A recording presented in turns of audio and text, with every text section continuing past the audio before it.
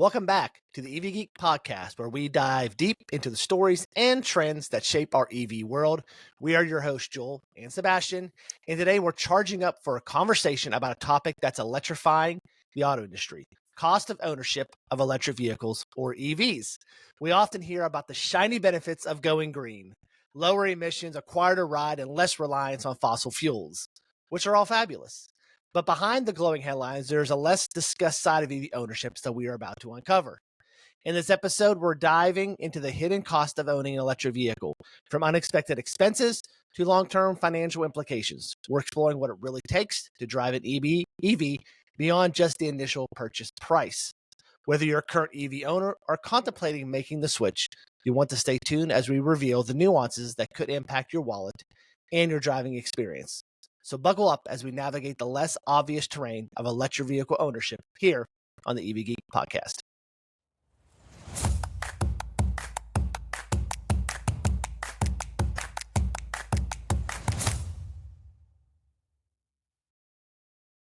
Owning an electric vehicle is often touted as a more economical and eco-friendly choice compared to traditional gasoline cars. But there are some hidden costs and considerations to keep in mind. Today, we're going to be talking about some of those hidden costs or unexpected costs. But no matter what you read or see on the internet, overall cost of EV ownership will be less than traditional gas-powered cars. Today, we will discuss 10 costs that people tend to overlook when buying an EV. Let's be clear. We here on the podcast, Sebastian and I, believe in the future of EVs and the benefits they offer. But we want to make clear for our listeners that there are some initial upfront and long-term costs of owning an EV that you should be aware of. But remember, in the long run, owning an EV will most likely be cheaper than owning a gas-powered vehicle. So why don't you start us off, Sebastian, with number one? So yeah, we'll just kind of start with, you mentioned already, initial purchase price. So that's the obvious cost for an EV. And while EV prices are decreasing, they are still typically higher than the comparable gasoline vehicles. And this is mainly just due to it's a newer technology, right? On average, the new let me just start that sentence over again. Okay. The average new electric vehicle costs more than that of an internal combustion engine. According to data from Cox Automotive, the average cost of a new ICE vehicle was $48,528 in May 2023. Holy crap. Yeah. That's a lot for a gas-powered car, yep.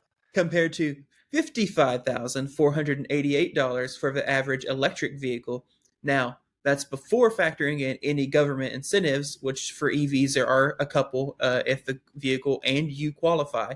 For example, on a new EV, you can get up to $7,500 in a tax credit. So if you take 55 grand and subtract 7,500, you're pretty close to actually a little below the average ICE vehicle cost.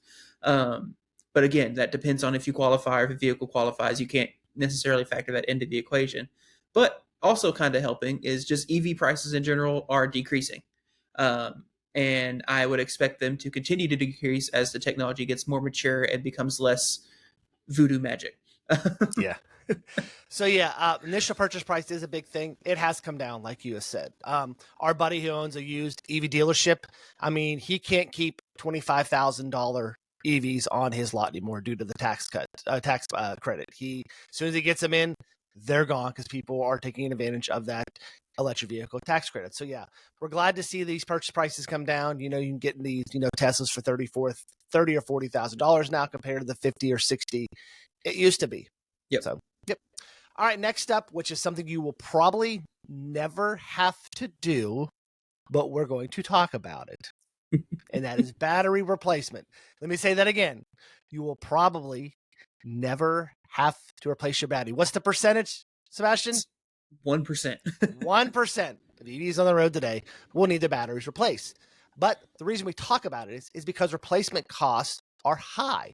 So, for example, JD Power reported the average cost of replacing the battery in a Tesla Model S, Model X, or Model 3 is at least $13,000. We've seen this range $13,000, $15,000, $17,000. You can buy 2023 Model 3 for about $40,000. So as you can see, the big part of the purchase price that we were talking about is the battery, which is about 30% of the cost. This is not an exception. The reality is that batteries is a significant contributing factor to the price of an electric vehicle. Over time, we have seen this, batteries in EV can degrade, and may need to be replaced. I have an EV with 80,000 miles on it. I'm not worried about replacing that battery. Yours got replaced because it was under recall, but did you pay for it? Nope. Nope. So although many EVs come with warranties that cover the battery for 8 years or more, 120,000 miles, replacements can be expensive if the warranty expires. Prices for battery replacements are gradually decreasing, but can still be significant expense. And as I said, let's be clear, battery replacements on EVs is rare. In fact, less than 1% of EVs on the road today will need battery replacement. And like I said, most of them are going to be covered under a manufacturer's warranty for 120,000 miles. Yeah, and I just also want to bring up, battery, the high voltage battery, yes, is a EV specific component. Mm-hmm. But when you really look at it, it's one of the most important parts of the car, right? So what is a comparable on an ICE vehicle to the most important part of the car? The engine. The engine, Yep. right? The price to have a new engine put in a modern vehicle at the dealership at dealership rates isn't too far off from that $13,000 number. It's probably $8,000 or $10,000. So you're right. Yeah. Those prices have gone up as So well. I just want to make sure it's clear. Like, yes, that's a big cost, but there are comparable things on a normal combustion engine car that are equal to, if not maybe even more than, the same cost. Yeah, and when we go buy electric vehicles or we look at them, the first thing on our mind is, am I going to have to replace the battery? That's not on my mind. Just like if I were to go buy an ICE vehicle, I'm not thinking, am I going to have to replace the engine? I mean, chances are it's not going to happen. And if it does, it's most likely going to happen if it's under warranty. Unless you're like, hey, man, I'm going to ride this car for 1,000,000 miles or something like that, then yeah, you may have to replace the battery in it. But for most part, it's not going to happen. So yeah. So another thing to consider is the charging infrastructure. So while many people charge their EVs at home, you might need to install a level 2 home charging station, which can be an additional cost. So public charging stations may also come with fees, and fast chargers can be more expensive than regular ones. We've seen fast chargers range from Teslas at 30 to 35 cents a kilowatt. We've seen it range up to, I think you saw 70, 80, 90 cents a kilowatt at some places. So yeah, so understanding that I'm going to have to pay to charge, whether that be at home or on the road, and some of that infrastructure may be limited. So which leads to higher cost of long distance traveling. So, but overall, charging an EV is less than paying for gas. My average, if I look at my Tesla app, I'm probably spending out of a 30-day period, I'm probably spending at the most $3 to $4 a day to charge. So if you think about it, that's up about $120 a month. I was spending way more in gasoline. I was spending $60 a week in gas when I had my truck. So that's what, $240 a month. So that's double the cost. So yeah, so that's another thing you have to consider is the charging infrastructure, how much it costs to charge, whether that be at home or on the road. Yeah, and it's important to note that there are manufacturers now, such as Ford, that are actually providing you with a level 2 home charger and will pay for the install as long as you don't have like anything super crazy for install, which I think we're going to talk about that a little bit more later. But that's if you can get that, you don't have to. It's not part of your cost of ownership anymore. That is true. If you get it for free, I mean, I got a free charger when I had solar in my house. The installation I had to pay for, but they gave me a Tesla wall charger. That was $500 charger that I got for free. I did pay a little bit for having it in charge, but they were doing it part of the solar install, so it worked out for me. So since I took one of your Sebastians, I'll let you take the next two. Since I don't know what odd and even means. So. So the next thing to kind of look at would be insurance costs. So a lot of times your car insurance on an EV might be higher than a traditional ICE vehicle. And it's usually just due to cost of repair, right? And also because EVs, as we mentioned on that first point, tend to be more expensive than their comparable ICE car. That's just how car insurance works, right? The more expensive a vehicle, the more expensive the rate. Usually the more expensive a vehicle, the more expensive parts are. Yada, yada, yada. However, it does vary widely. I drive a Chevy Bolt. It's not that expensive to insure, especially not compared to if I wanted to go drive a Tesla Model 3. But again, your mileage may vary because I know people that drive Tesla Model 3s and Model Ys that don't pay anywhere near what, State Farm or Geico or whoever was telling me that I would have to pay to drive the same car. And unfortunately, and this is just industry wide, premiums are just spiraling upward anyway. it kind of sucks in general. Yay.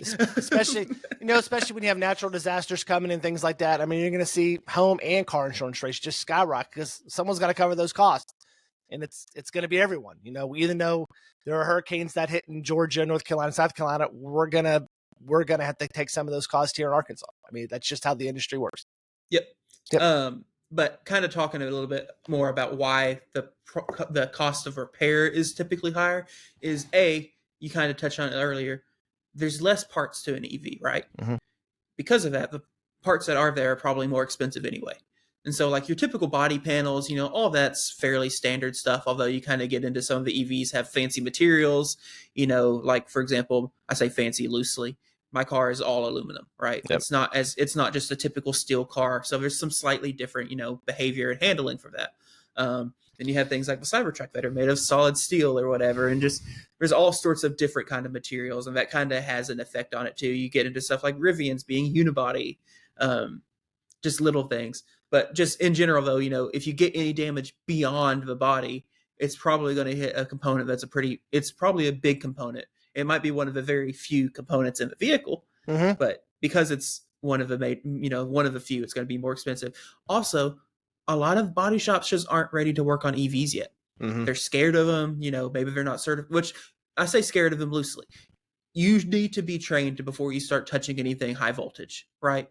It's a valid fear. Yep. When you're talking about sending 400 volt DC or 800 volt DC or whatever, when you start talking about the potential of sending that through someone's body, it is a valid fear. Yep. But because of this, that means there are less body shops willing to work on EVs, and then it's supply and demand, right? The supply is down, demand is up, price goes up, blah, blah, blah, blah, blah. But anyway. Just like with any new technology. I remember when I bought my first my first flat screen TV, it was like $2,200. Yeah. For like a 45-inch flat screen TV was $45. I just replaced the 45-inch flat screen TV. It costs $150 at Best Buy. I mean, the technology is 100 times better than that first flat screen TV was. So yeah, I mean, it's just, we are going to see some of those maintenance and repair costs come down as more parts become available, as there's more parts out there, as there's more used parts out there. Yep. But that's just something that you got to take into consideration when you buy your EV. Yeah. And so moving on to the next point, just kind of, we already touched on it a little bit, maintenance and repairs. EVs have fewer moving parts. It's plain and simple. The transmission is a single gear reduction box. Yep. You're just taking the motor torque and converting it to something that spins the wheels. There's no pistons. There's nothing Right. like that. You don't have anything to do about that. Yes. There's Your no motor- oil. Yep. Your motor is essentially a giant drill motor. Yep. It's the same type of thing you would find in a brushless DeWalt. Okay. It's just huge in comparison. Then you just have basically all the other electronics are just stuff to convert power from your battery into power that can drive the wheels, and then hardware to take power from your house and turn it into something for the battery. That's really all there is to it. Now, I'm sure might be someone in the comments that that's a gross oversimplification, whatever. Yeah. Anyway. But it is. There's less moving parts you have to worry about. I mean, substantial less moving parts. Now, on the flip side of that means the parts you do have are very important. And that does come sometimes with higher costs if one of them fails. But typically, the failure rate's not high on these parts. And when you start removing all these other parts, you're not worried about oil changes anymore. You're not worried about coolant flushes or air filters or, really one of the main things that's in common on your EV that you have on an ICE car are tires, brakes, 12-volt battery. AC. And AC. Yep. Kind of. Yeah. Kind of, because you have an electric AC compressor. It's not spun. It's not being turned by the engine. That's right. And most cars now have heat pumps in them too, as well. So yeah. So yeah. Yeah, but because, like I said, there's none of that to replace. That's going to be a cost saving for you. You're not worried about replacing your oil or changing your oil every 5,000, 7,500.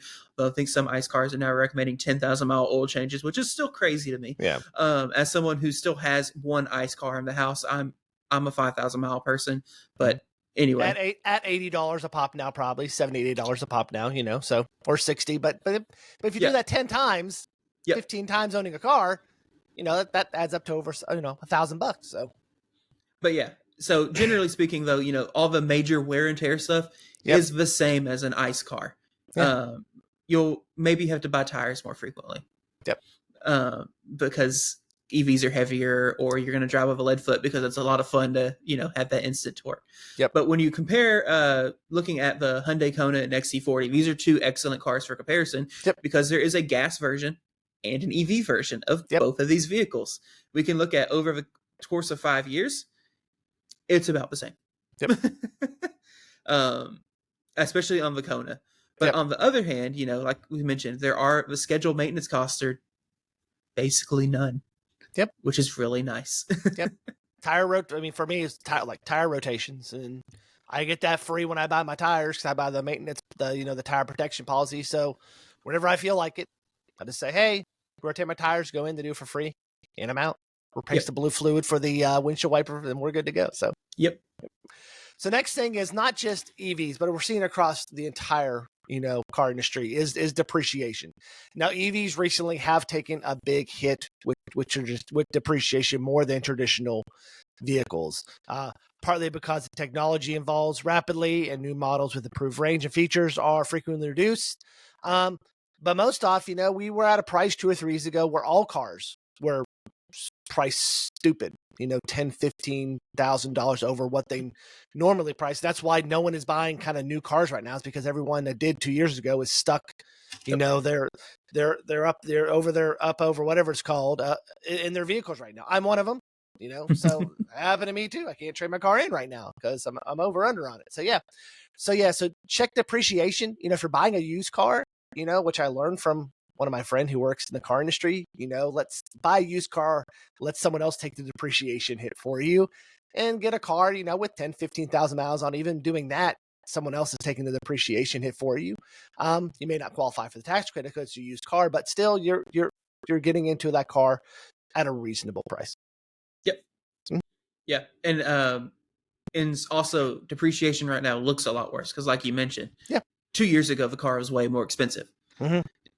We're kind of seeing prices typically are falling kind of back to where they should be. Yep. Where they should be. Yeah. You don't have to worry about buying a Model Y right now for $45,000, and in a year that car is only worth $25,000. Right. So yeah, we've seen, considering 2 years ago Model Ys were selling used for $65,000 for a used Model Y, and when you get a brand new one with a tax credit for what, 40? So yep. All right, so we're going to talk a little bit more about home charging now. We mentioned charging a little bit already, but we're specifically going to narrow in on home charging. So as you mentioned before, obviously charging your car at home is going to make your electric bill go up. However, it really should be less expensive than gasoline. So where I am at my house, I pay 11 cents a kilowatt hour. So if I have a 60 kilowatt hour battery pack in my car, if I were to, dead to full every single day, which I don't, it would be $6 to fill up. Right. And so worst case scenario, that's 6 times 30, 180 bucks. Yep. Thank you. You're better at math than I am off the top of your head. I just 6 times 3. 6 times 3. Yeah, that is zero. Yep. That makes sense. So $180, right? Yep. That's not that bad, especially if you consider $180 would be to drive 210, 220 miles every single day. In a gas car, that would be. And you have a little commute to work, don't you? You have a 25-30 minute commute to work every day? Yeah. So when I bought my Bolt, it was because I was driving 50 miles a day for my commute, and I was in a gas car that got like 26 miles to the gallon. I was spending about $50 on gas every 4 days. Yep. Buying my Bolt now, actually, it doesn't cost me anything now because I can charge at work now. But before that, it was maybe an extra $60 a month on my gas bill or my electric bill. So really, that will be cheaper. And if you live somewhere that you can do it at night, you can that has like off-peak programs or night or time of use programs, they can be even cheaper. Your time of use and off-peak pricing can be 5 cents a kilowatt hour, 6 cents a kilowatt hour, just super cheap, which can help a lot. Now, the hardware can have a cost associated with it. We kind of touched on a little bit. Mhm. Looking at Amazon, you can look at spending maybe $200 for kind of a reputable portable situation, all the way up to like $1,000 if you want the bee's knees ultra cool, level 2 installer. You're looking for Yeah. high amperage, like 80 amp for if you drive a Lyric or a Hummer or Yep. something that Yep. supports an 80 original Model S. Yes. But generally speaking, $400 or $500 is a pretty good sweet spot for your level 2 charger. That's what you can get a Tesla universal wall connector for, ChargePoint Home Flex, really good, respectable units. I would have said Juice Box, but apparently we can't do that anymore. Rest in peace, Juice Box. Rest in peace. RIP. RIP, Juice Box. But the other thing that's going to come with that is getting it installed, right? Generally speaking, unless you are like a licensed electrician and know what you're doing, you don't need to install it yourself. Nope. There's too much that can go wrong, especially when you consider you're going to be pushing a constant 40 amp or 32 amp or however many amps through the cable. You want everything to be torqued down to spec. You want to make sure your breakers are good. You want to make sure the wiring is the right size, whatever, because what you don't want is a lot of heat that starts a fire. Yeah. Don't go spend the $4 on the NEMA 1450 outlet at Amazon. Get the Hubble kind, Get the good one. Yeah, get the good one. Get the $25, $30 one, not the $4 one. And that's, if you have an electrician do it too, if they come in and put in garbage parts and something happens, they should, in theory, be responsible for it. Yep. That said, you're probably looking at spending to have an electrician come out, depending on where you are. This is going to be a really big range, but it's because this is a really big country and pricing varies a lot. You're looking at $400 to $3,000, right? Yep. And $3,000 is me assuming that you would have some crazy install where your electrical panel is on the one end of the house and your garage is 300 feet away, and or just you may have to insane. just put in a whole nother new electrical panel. Like you've ran out of spots. You just need another electrical panel, which is why you get that cost in. So, or you live in a house that has like 100 amp service and you can't have another 48 amp on it because you need, you know what I mean? And so then you're looking at service upgrades. Those are expensive. Those are kind of your edge case niche situations. Yeah. But these are all things you should check out like before you buy the cars. You kind of get an idea like, hey, I'm gonna have to have a level 2 charger installed. The breaker box is 10 feet away. The breaker box is 80 feet away. That's gonna determine the cost too as well, because the main cost of that wiring is actually the wires, because it's a high gauge wire that they have to bring over.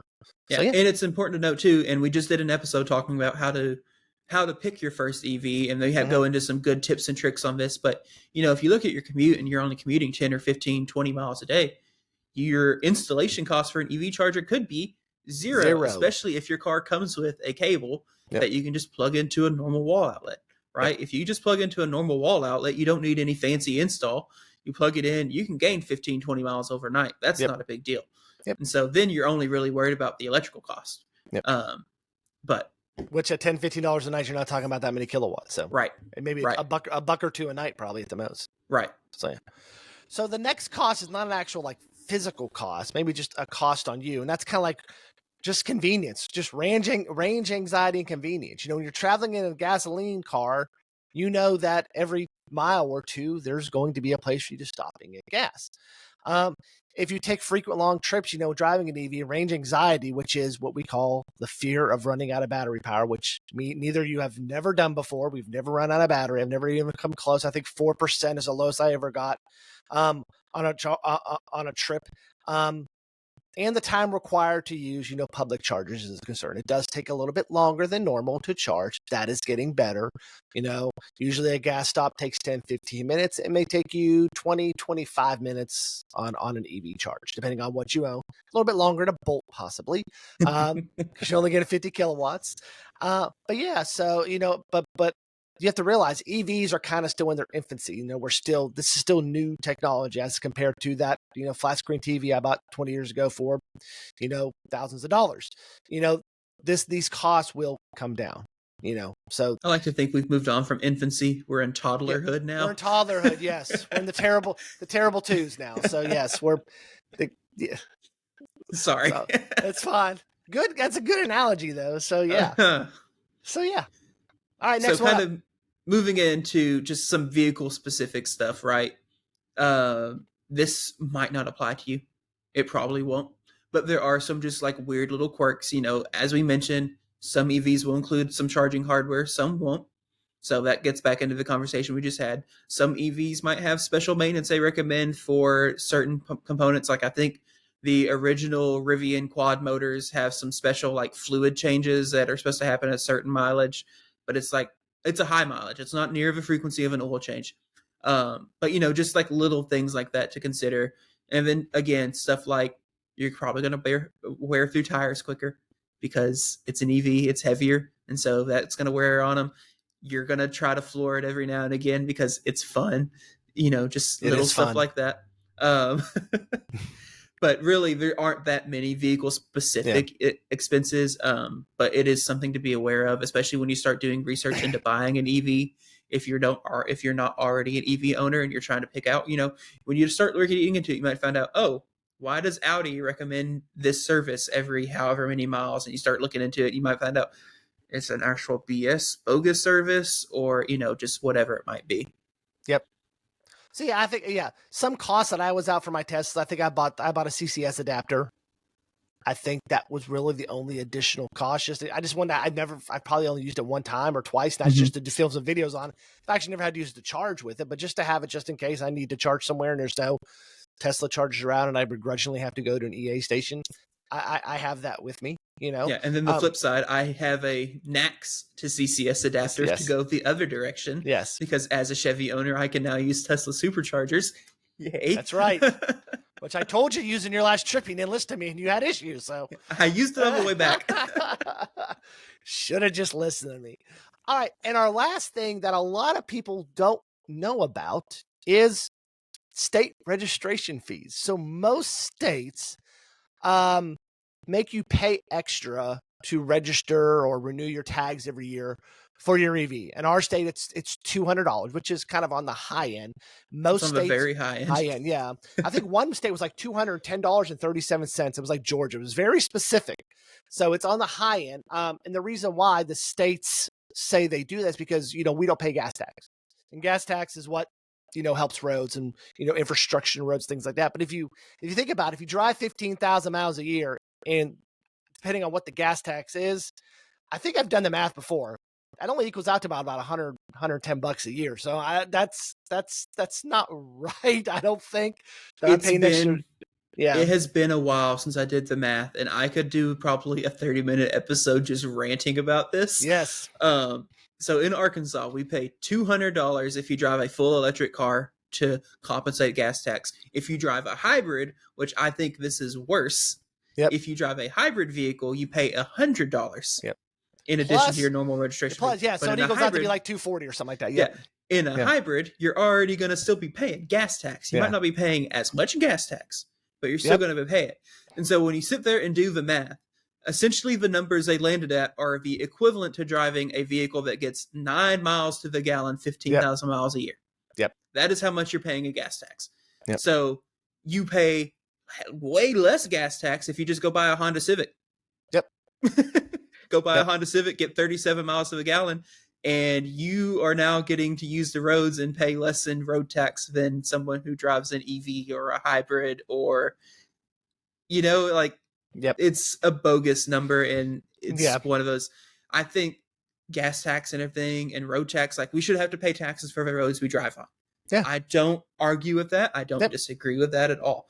But I think there needs to be, honestly, some form of mileage check or whatever. And just basically your registration is based on how much you like.